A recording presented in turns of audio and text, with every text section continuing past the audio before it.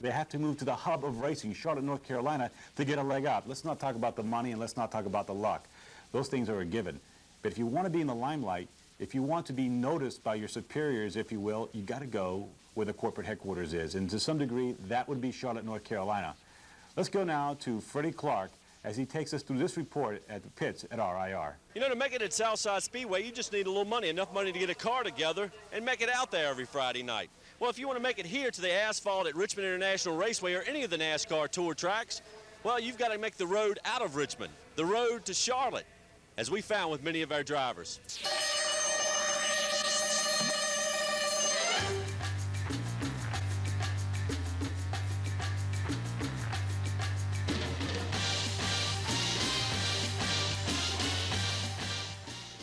Jeremy, we've been talking to some of the drivers about the road to Charlotte. Seems like everybody's following that road down to Charlotte, and if you're going to get going in NASCAR, that's where you've got to get started. Yeah, you do, and you know, my situation was I had to go to Nashville first because that was closer to Owensboro than what Charlotte was, but the first chance I got to go from Nashville to Charlotte, I took it, and just about if you're gonna run in Winston Cup or Busch, you got to be in the Charlotte area. Now you're happy with your new deal. You're actually a little closer to your corporation there. Oh yeah, real happy with it, and you know, last night was the first night with the Kmart Little Caesars Ford, and had a pretty good night. We struggled a little bit at times, but I'm looking forward to the future with those guys. I think 5-10 years ago, you know, everybody was in Charlotte, and the good teams were there.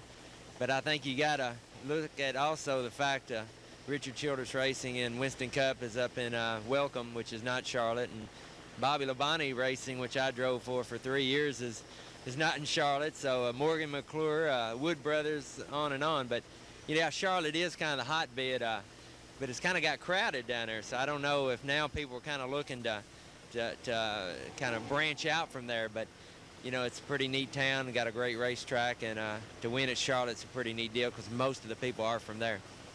The other night in the Truck Series, we saw Link Belt Equipment make its first step into the NASCAR Series. Do you think that might be based on some of the success Caterpillar has seen with you? Well, we hope so, you know, and I know John Deere's involved in the Busch Series, and of course Caterpillar also, and it's kind of a rivalry, but there again, it's a good rivalry because, you know, each company has a lot of followings and a lot of support from their people, their dealers, their customers, and so I think everybody in the world's taking notice, and I'm just glad the Caterpillar car's been on top most of the time this year, and those people are awful excited, and we're happy to be a part of it. All right, Dick, we've been roaming through the pits here talking to some of the drivers about the success of NASCAR leading through Charlotte, but now you're based with a Richmond operation. How do you see the difference between the two? Is it easier for you to work with a Richmond team? Well, you know, I think it's easier. You know, I've moved to the Charlotte area out of Wisconsin about 5-6 years ago, and I can get to the shops, you know, if they're in Charlotte, you know, any area, you know, within 20 miles there. And being in Richmond is harder to get to the shop, which once you get a rhythm going, you don't need to be the shop that much. But in the original pairing, I think you need to be the shop quite a bit to get things and get the guys doing stuff like you want them to do, because each driver has his own particulars. I think you can run it elsewhere, and Richmond isn't that far out of the base, but there's a slight advantage to being in a Charlotte area. I shouldn't say Charlotte, but yet it can be done the way it is too. Is there like a NASCAR club in Charlotte? Because so many of the teams, so many drivers based in that area. Well, I don't know. It just started that way. You know, like you take the Central Wisconsin Racing and the Midwest Racing. It was kind of out of Wisconsin Rapids where I came from, because that's where everybody seemed to run the best out of. So we even had some drivers move in out of Minnesota or someplace to be with us so they could run more shows and learn from their fellow competitors. So, and Charlotte's been that way. I don't know, it's a hub of racing. I think between the deep southeast, that happened to be the central location, and you know, it just grew from that point. You know, Mooresville right now is called Race City. When you're leaving an area that you've raced at, a grassroots area, let's say, and you're wanting to move and get your name established and become established as a driver, or get with some of the established teams, you want to move or go where most of the activity is. That just happens to be the Charlotte area. So, you know, whether that was Winston-Salem or Richmond or however the situation is, it's not necessarily Charlotte. It's just you want to go where the hub of the activity is, and that happens to be the Charlotte area. You think drivers competing on the local level should probably concentrate on areas like that to try to make appearances? No, not at all. No, you can compete anywhere in the country, I think. Once you get to a level where you think you're ready to get into the trucks or the Busch Series or All Pro, or, I mean, however, you know, you're going to graduate up into the different levels, and then there's going to come a time where you say, well, you know, I want to start getting my name a little better known in the Winston Cup circles or the Busch circles, and probably at that time, then it's maybe time to think about moving to the Charlotte area. I shouldn't even really say that, because it's changing now, and you know, more and more all the time. When I moved back here, I came from, you know, really somewhere where nobody'd even heard of. I mean, that's out on the West Coast, so I was completely out of the circles. I had to get, you know, into where some of the things that were happening in racing happen daily and weekly, and that was the Charlotte area for me. Well, Wayne Sawyer, we've been going through talking to some of the teams and all about all the hubbub of drivers running down to Charlotte to make their debut in NASCAR, to get involved with some of the bigger Winston Cup teams, some of the Busch teams. But Richmond's got one of the best tracks on the circuit, and that's been well voiced by many of the drivers in several of the interviews over the weekend. And yet, it seems like a lot of our local drivers, they have to leave if they want to get involved with the series. Well, it's gotten to be such a competitive field in all of racing now. It seems to me they're trying to pick and choose where they feel that they've got a chance to make the field. We probably have one of the strongest fields in racing all year. Last year, we sent home 25 cars. We sent home one of the best races that didn't make our field.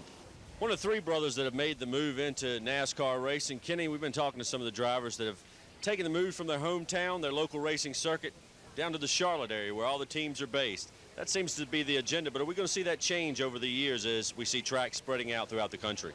Well, you know, I'm a Midwestern boy. I'm from St. Louis, and my team is from Nashville, Tennessee, and you know, we needed them to get over here to Charlotte because there were so many advantages. A lot of the racetracks being closer, cut down on a lot of traveling time. But now they're teasing me, saying that, you know, with the new California track, the new Texas track, and of course Phoenix and Sears Point, there's going to be about 7 races as it looks that are out on the West Coast. But still, that's not the point. The point is that there are so many things that happen in the Charlotte area that you need to be part of. And there's a lot of knowledge that is gained. Sometimes out of sight, out of mind is a big thing. Now we see the sponsor corporations. Is that where everybody seems to dwell, the Charlotte area, when they go to look for a team that they want to get involved with? Do they all seem to flock to the Charlotte area? We see NASCAR's now opening up a division up north in New York. Right. You know, a lot of people think that, you know, hey, if we can be by ourselves, you know, we'll rule the world. We'll be in our own little community. Nobody will hire our people away from us. We tried that. It doesn't seem to work that way. It seems like that if you're in the community where things are happening, you know, either you'll find out what's going on in the racing world quicker. For example, when we lived in Nashville, there were a lot of rule changes that would happen. We wouldn't find out about them until we'd get to the racetrack, because 98% of your teams are located in Charlotte. So therefore, the mentality of that we'll be by ourselves, we'll be in this little community. You know, Nashville was 7 hours away. Now, if you're within 3 hours radius of Charlotte, you know, that's pretty much okay. But you get out of that, you know, it gets pretty hard to communicate. Thank you for your time, Kenny. Good luck today. Kenny Wallace probably giving us the best interview when it comes to this subject. Many people have found that Charlotte is the base for NASCAR. It's the central location. Although Daytona is the headquarter location, and now there's going to be a northern headquarter location in New York, Charlotte is where all the information is, where all the teams, where all the drivers come to form all their commitments to sponsors and such. When a sponsor goes looking, they tend to look in the Charlotte area because they know it's easy to find a team there. It's easy to find out about rule changes, like Kenny said. Charlotte is the base for NASCAR. But we're going to see that spread out. As he said, teams are going to spread out throughout the country now as we have Western races. We're going to have races in the Midwest probably before it's over with. Races further north into the Minnesota area possibly. They're all looking at opening up tracks. They know the success of NASCAR, and that could very well be an issue in future events for the NASCAR series.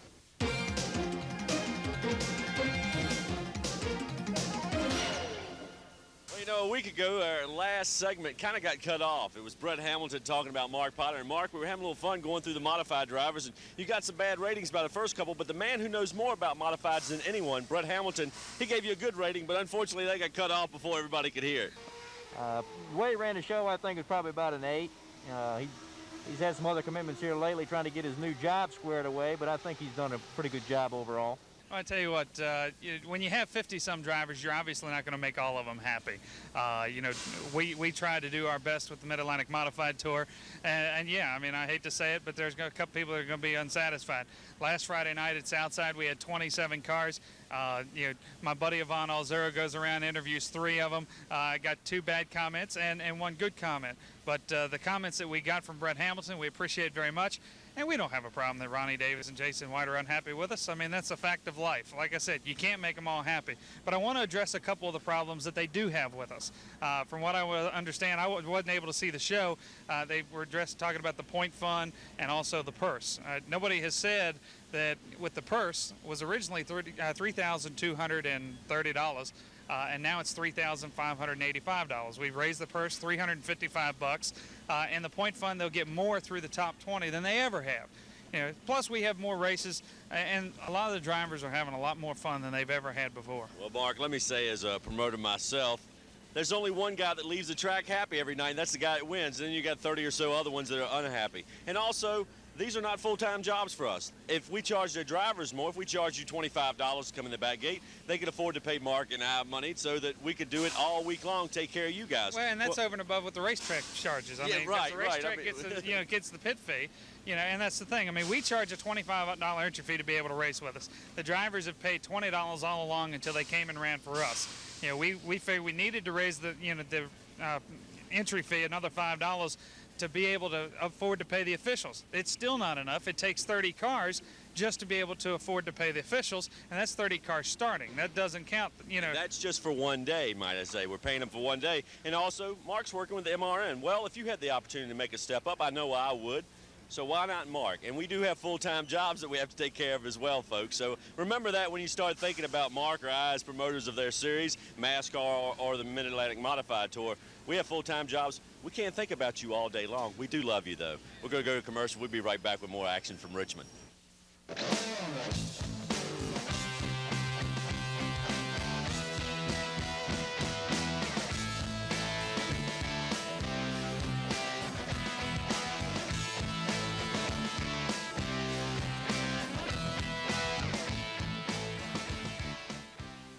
Who can turn your car into a dream machine? Striper can. Who can set you up with a hot set of performance tires and wheels? That's right, Striper.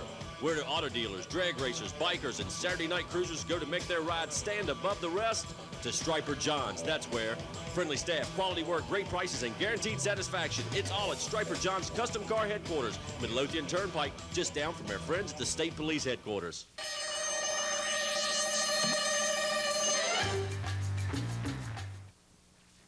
Hi, I'm Wayne Patterson, owner of Patterson Equipment and Repair in Amelia, Virginia.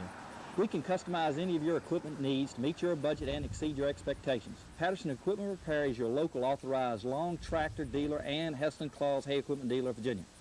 We have parts and service for any make tractor and hay equipment. We sell spreaders, bush hogs, balers, tedders, grater boxes, scraper blades, cultivators, and old 8-end tractors. If your lot is beginning to look like this field, come by Patterson Equipment Repair to make your life a little easier. We're just a few short money-saving miles from anywhere. Well, some short trackers seem to believe, in Virginia that is, that if you don't own your own rides, sponsorship, you're going to have to move to Charlotte. A couple of teams have been able to stay here in Richmond or in the Virginia area and make it work. But for the other short trackers, they find themselves almost wallowing away in the short tracks of Southside, Langley, Manassas, and New River, looking and hoping for that ride. One such driver won the final late model sportsman in 1981, and in 1988 won the Busch Grand National Championship. Drivers like Mr. Ellis found themselves taking the short track attitude to Winston Cup and found themselves on the short end of the stick. Mark Potter now follows this report from the pits at RIR.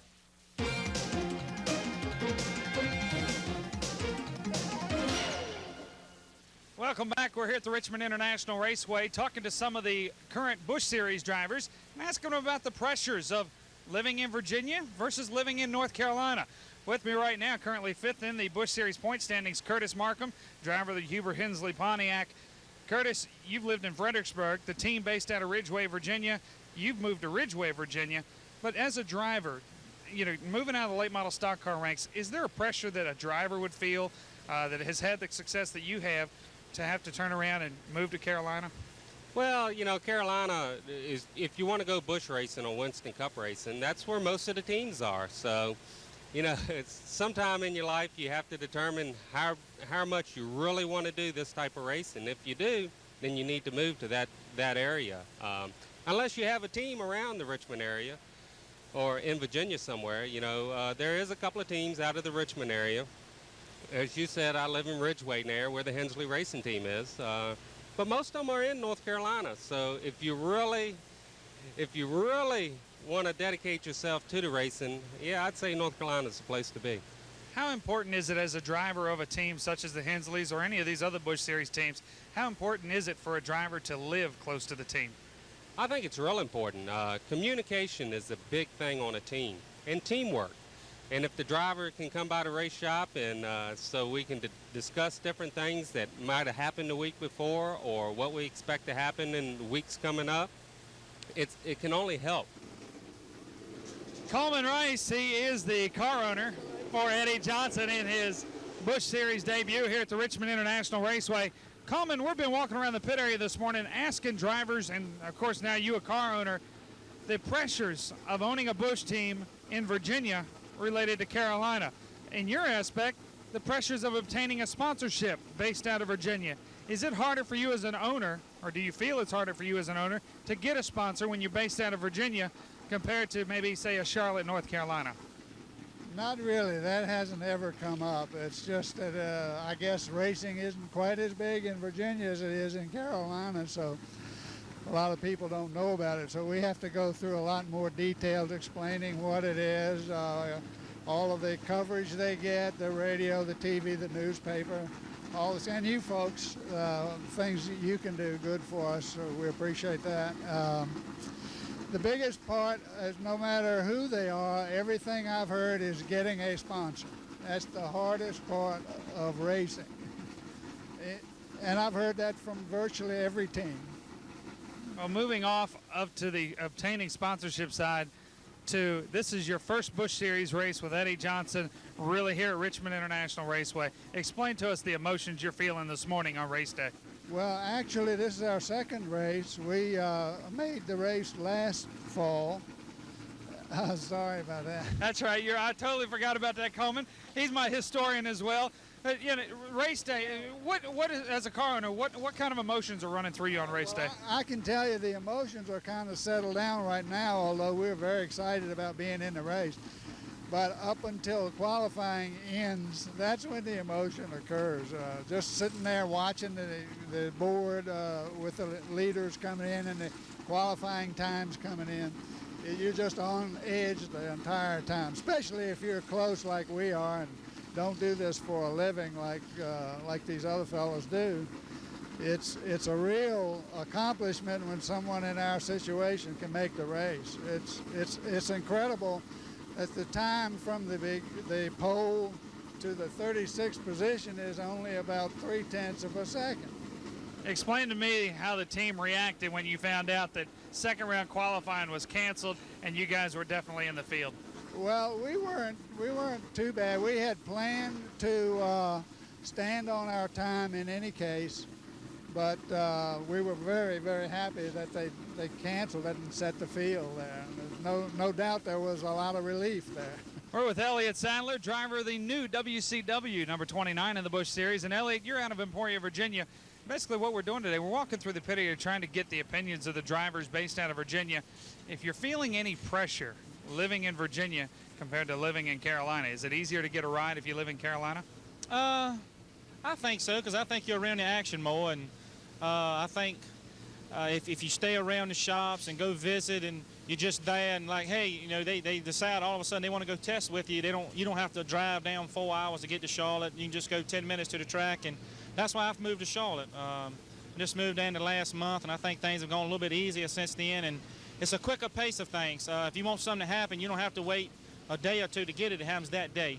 With media, anything with cars and everything, it just happens that day, and it's a little bit faster pace of stuff. And the racing it's just so generated around there. There's so many racing folks around there. Everything happens. So I think it's a little bit of disadvantage being away out of the hub is what everybody calls it. But I don't know. We just had to try to make the best, make do with it. And if you go to tracks, hey, if these Virginia boys run good, somebody will find you.